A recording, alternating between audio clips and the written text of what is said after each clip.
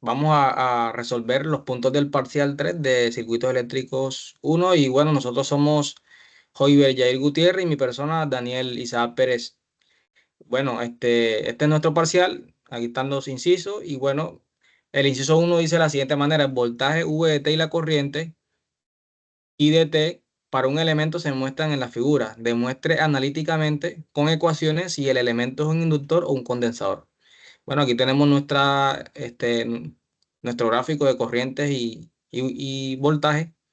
Y bueno, entonces, nosotros conocemos que las ecuaciones de voltaje son estas. V de T es igual a Vm coseno Wt más un ángulo. Y así también lo mismo para la ecuación de la corriente.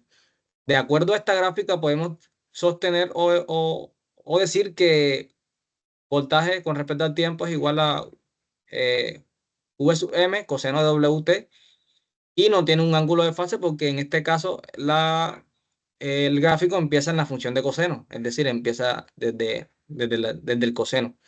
Y bueno, para corriente tenemos que I con respecto a t es igual a Im coseno de Wt más un ángulo de fase, que en este caso el ángulo de fase es de medio pi. ¿Por qué? Porque la corriente no está en fase con el voltaje.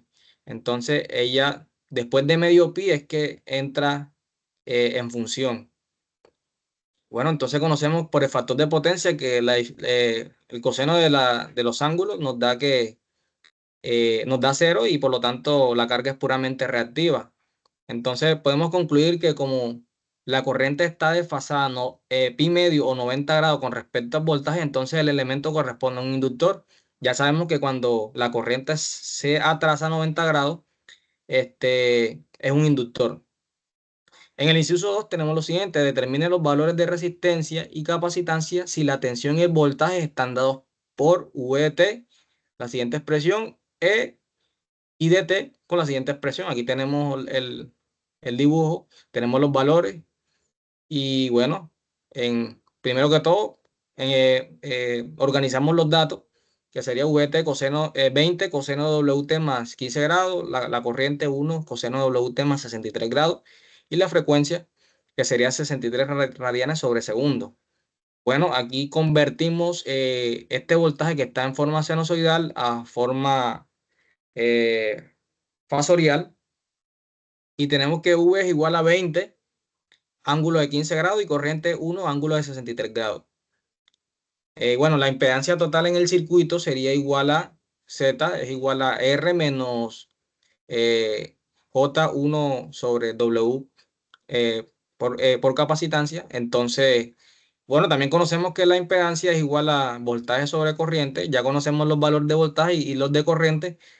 Los reemplazamos y y resolvemos y bueno, nos da que la impedancia es igual a 20 ángulo de menos 48 grados.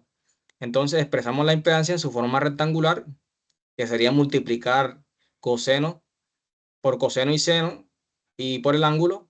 Y bueno, tenemos que la impedancia en su forma rectangular sería 13,382 menos J 14,862 ohmios. De ahí que la resistencia nos da que es 382 ohmios y también conocemos que la reactancia de ahí mismo, que es 14,862. En este caso la reactancia es el valor absoluto. Conocemos, entonces también conocemos que la reactancia es igual a 1 sobre W por la capacitancia. Y bueno, el otro valor que queremos encontrar es la capacitancia y bueno, despejamos de esta fórmula.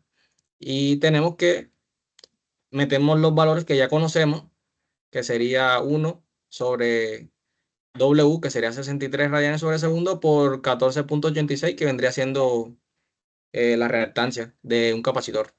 Y nos da que la capacitancia sería 1,068 milifarads. A continuación, mi compañero le explicará el siguiente punto.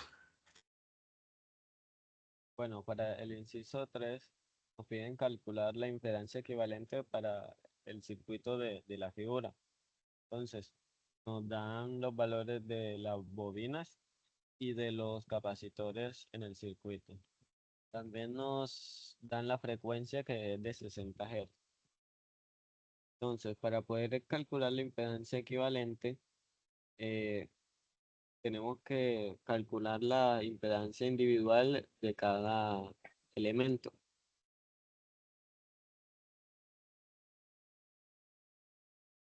Baja.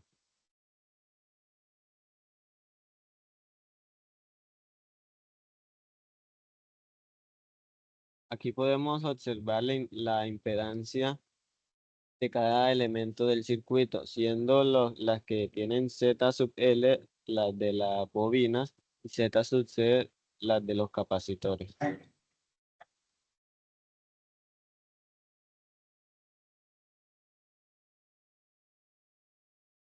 Bueno, aquí podemos observar las impedancias individuales de cada uno de los elementos del circuito. Como el elemento número 2 y el elemento número 4 están en serie, podemos sumarlas como si fueran dos resistencias en serie. Entonces aquí tenemos el resultado en su forma rectangular, que sería menos J 1,38 ohmios. Luego de ese procedimiento, podemos observar que el elemento número 6 y el elemento que acabamos de calcular se encuentran en paralelo. Entonces, las sumamos como si fueran dos resistencias en paralelo.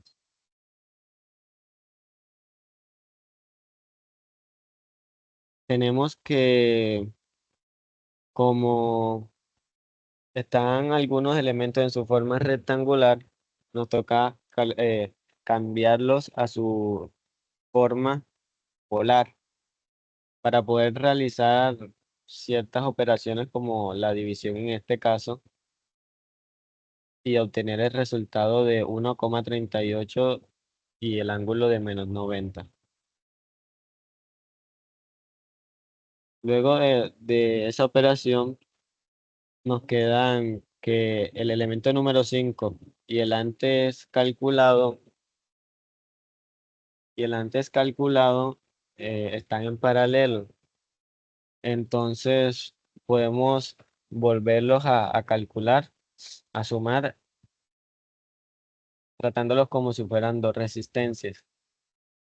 Realizamos el mismo paso a paso que el cálculo anterior y obtenemos que la sumatoria viene siendo 0,68 con ángulo de 270 grados.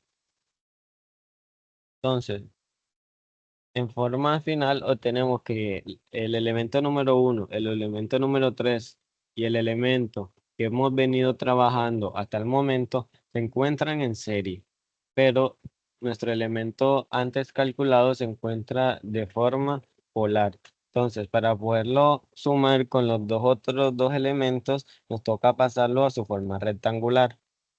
Luego de hacer ese paso, podemos ahí sí sumarlo y obtenemos la impedancia total, que nos da 47.686,16 ohmios. A continuación, los dejo con mi compañero. A continuación, les voy a explicar el inciso número 4, que nos pide determinar el voltaje B1 y el voltaje B2 del circuito en la figura que se muestra. Entonces, para poder calcular B1 y B2, tenemos que trabajar por la ley de corriente de Kirchhoff. Nos paramos en el nodo de B1 y extraemos las corrientes que entran y que salen y las igualándolos a cero. Posteriormente, pasamos la corriente hacia el otro lado. Luego, sacamos factor común B1 y como podemos observar dentro del paréntesis, podemos realizar una operación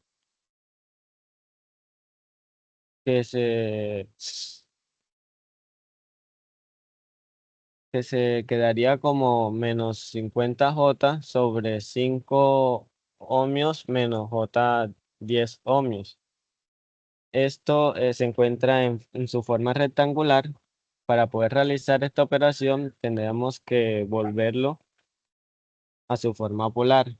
Entonces, luego de hacer ese paso, ahí sí podemos realizar la división que posteriormente nos da 4,47 con un ángulo de menos 153,43.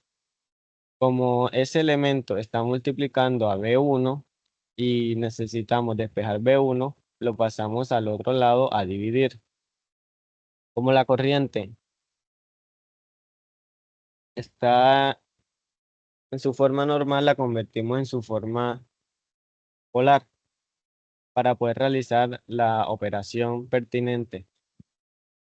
Para obtener que B1 tiene, para ver que B1 vale 223,7 milivoltios con un ángulo de 153,43. Luego, para poder calcular el valor de B2, realizamos prácticamente el mismo paso a paso, teniendo que B2 tiene un valor de 111,85 milivoltios con un ángulo de menos 153,44. A continuación los dejo con mi compañero Daniel que les va a explicar el inciso número 5.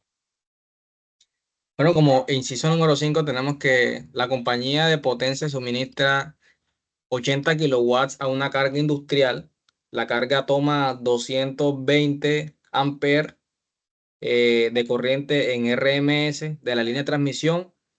Si el voltaje de carga es 440 voltios en RMS y el factor de potencia de la carga es 0,8, retrasado, encuentran las pérdidas en la línea de transmisión. Bueno, con primero que todos, antes de eso, organizamos los datos. Tenemos la potencia del generador que nos dice el ejercicio que son de 80 kilowatts. La corriente eficaz que sería 220 amperes. Tenemos el voltaje de carga que sería 440 voltios. Y tenemos un factor de potencia de 0,8. Nos piden encontrar las pérdidas en la línea. Más o menos así se vería el circuito o así quedaría el circuito. La línea que tiene una resistencia, la resistencia de la línea y la resistencia de carga. Y en la resistencia de carga tenemos un voltaje de carga. Y bueno, tenemos la potencia del generador y una corriente que fluye a través de este circuito. Entonces, por las leyes de Kirchhoff, por las leyes de voltaje de Kirchhoff, tenemos que el voltaje de la línea más el voltaje de carga es igual al voltaje del generador. Y bueno, conocemos que V es igual a I por R, entonces tenemos que sería la corriente por la resistencia de la línea, que sería esta, más el voltaje de carga, que es este, y es igual a Vs. Entonces, esta sería nuestra primera ecuación, la tenemos ahí, y también decimos que la potencia del generador es igual al voltaje que es del generador, la corriente por el factor de potencia. Algo que tenemos que recordar es que en este circuito, que es un circuito en serie, la corriente es la misma, la que cambia es el voltaje. Entonces, como queremos encontrar Vs, de aquí despejamos a Vs y decimos que sería la potencia del generador sobre la corriente por el factor de potencia. Reemplazamos los valores que ya son conocidos y nos da que el voltaje del generador es 454,54 voltios. Entonces, retomando con la ecuación 1, tenemos que despejamos la resistencia de la línea, ya todos los valores son conocidos, y nos da que sería Vs menos Vc sobre I. Eh, bueno, entonces, bueno, ya reemplazamos los valores y nos da que la resistencia de línea sería 0,08 o 0,066 ohmios. Y bueno, finalmente lo que nosotros queremos encontrar, que es la potencia de línea, que sería igual a I cuadrado, que ya es conocida, y la resistencia de la línea, que la acabamos de encontrar, y sería 220 al cuadrado por 0,066, y nos da que la potencia de la línea sería 3194,4 watts. Entonces, ¿qué quiere decir la potencia de línea? La potencia de la línea sería la potencia que se disipa en la línea y por lo tanto se traduce como pérdida. O sea, lo que nosotros estamos encontrando sería la pérdida, que sería la potencia que disipa la línea, que en este caso serían 3194,4 watts. Y bueno, eso sería toda la resolución del parcial.